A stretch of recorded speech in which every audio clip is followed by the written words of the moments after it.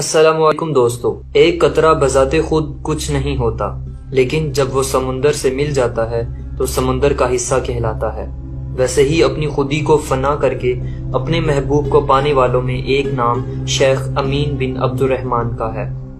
محترم شیخ امین بن عبد الرحمن نے اپنی روحانی تربیت مختلف مشائخ سے حاصل کی، جن میں سلسلہ قادریہ اور نقش بندیہ کے مشائخ شامل ہیں۔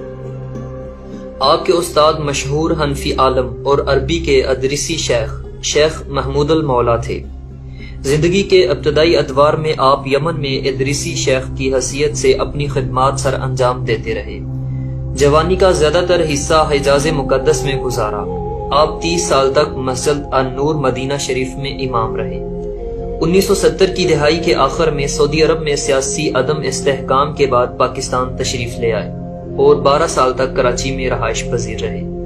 بعد ازاں آپ 1995 کے لگ بھگ مدینہ الاولیاء ملتان ہجرت کر گئے۔ آپ آج بھی حجرہ 381 نیو شارکن عالم کالونی ملتان میں رہائش پذیر ہیں۔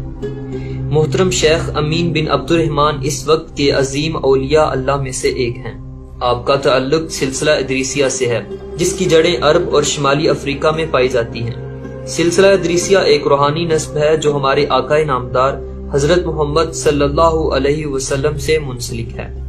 اسی وجہ سے اسے سلسلہ ادریسیہ محمدیہ بھی کہا جاتا ہے۔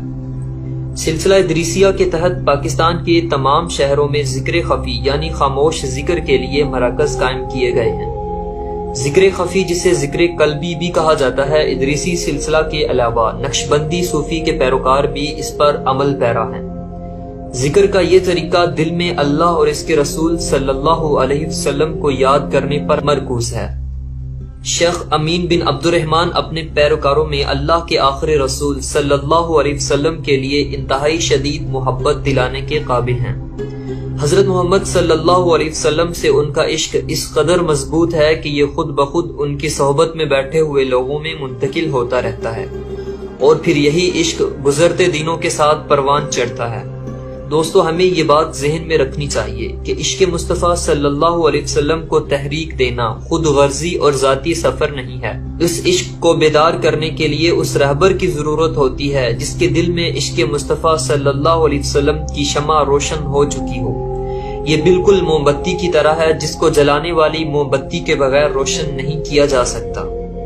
اس طرح یہ ایک چین بن جاتی ہے جو سیدھا حضور اکرم صلی اللہ علیہ وسلم سے جا ملاتی ہے۔ لہٰذا اس راہبر کے بغیر آپ مسلمان تو ہو سکتے ہیں، لیکن مومن یعنی کامل ایمان والے نہیں بن سکتے۔ ایسے ہی ایمان بھی خود حاصل شدہ خزانہ نہیں ہے، یہ ان لوگوں کے ذریعے تحفہ ہے جو پہلے ہی سے اپنے دلوں میں ایمان کا تحفہ رکھتے ہیں۔ دوستو، محترم شیخ امین بن عبد الرحمن شریعت کے انتہائی زیادہ پابند ہیں اور اس پر عمل پیرا ہونے کی تعلیم بھی فرماتی ہیں۔ مزید ان کی تعلیمات کا اہم جز درود شریف ہے۔ مثال کے طور پر خواتین ان سے ملاقات نہیں کر سکتی، وہ صرف اپنے مرد رشتہ داروں کے ذریعے ہی ان سے روحانی رابطہ رکھ سکتی ہیں۔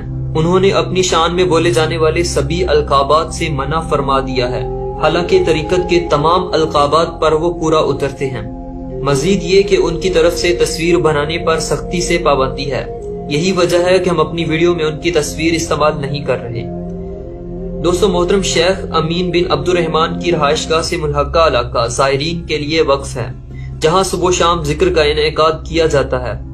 دور دراز سے آئے ہوئے زائرین کے لیے ایک بڑا ہال مختص ہے، جہاں قیام و طعام کی سہولت موجود ہوتی ہے، جو گزشتہ کئی سالوں سے جاری ہے۔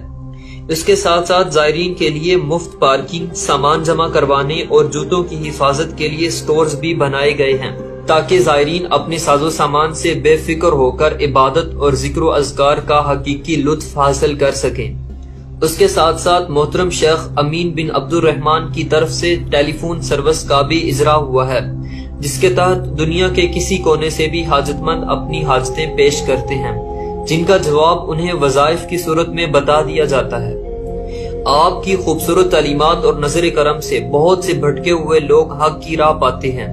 اسی طرح ملتان کی سرزمین پر علم و فیض کا یہ چشمہ جاری و ساری ہے، جس سے لاکھوں لوگ آبیاری حاصل کر رہے ہیں۔ آخر میں اللہ رب العزت سے دعا ہے کہ وہ محترم شیخ امین بن عبد الرحمن کا سایہ تا دیر ہمارے سروں پر قائم رکھیں۔ آمین۔ دوستو ویڈیو پسند آنے کی صورت میں ہمارے چینل کو سبسکرائب کر دیں اور بیل کا بٹن دبا دیں تاکہ ایسی مزید ویڈیو